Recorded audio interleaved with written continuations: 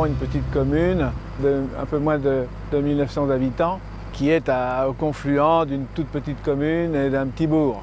On est en village rural, dans le parc du Vexin, avec toutes les volontés de conserver l'aspect rural de la commune et faire quand même ce qu'il faut pour que la circulation passe. L'activité EP+ chez DTP2I est une activité de réparation ponctuelle de chaussées, à la fois économique et durable, intégrée et lancée depuis 2012.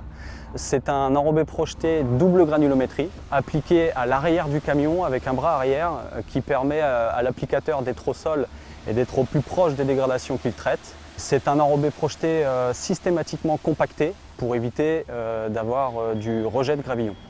Le système DTP2I nous a séduit au départ parce que c'était une possibilité d'intervenir vite et bien à plusieurs endroits. Et on a aussi observé que même en ville, des parties qu'on a refaites assez généreusement avec ce système-là ont tenu et ne nous ont pas obligés à revenir dans les 2-3 années derrière immédiatement, ce qui nous permet de nous occuper du reste.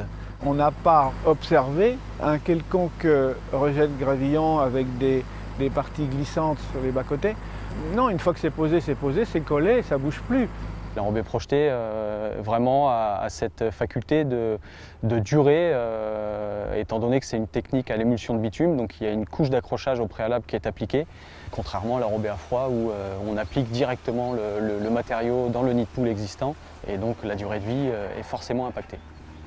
Nous sommes sur une voie communale qui représente un linéaire d'environ 500 mètres. Si on prend l'exemple d'une réfection totale de la chaussée, cette intervention aurait coûté plusieurs dizaines, voire centaines de milliers d'euros à la commune. Les équipes de DTP2I interviennent sur 2 journées d'intervention pour réparer l'ensemble des dégradations sur cette chaussée pour un coût de 8 000 € hors taxe. Ça permet de gagner quelques années.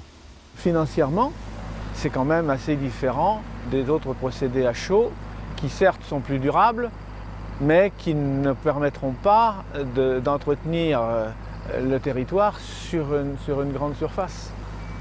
Et tout cela, ça dure depuis environ 2013, donc on a une belle expérience maintenant. On n'a pas repris ni la technique, ni la façon de travailler, c'est-à-dire que ça a été assez linéaire et on est content de ça. C'est une activité qui ne génère aucun déchet. Tous les matériaux qui ne sont pas utilisés le jour J sur le chantier sont réutilisés sur le chantier du lendemain. Donc on vise vraiment le zéro gaspillage sur les chantiers EP+.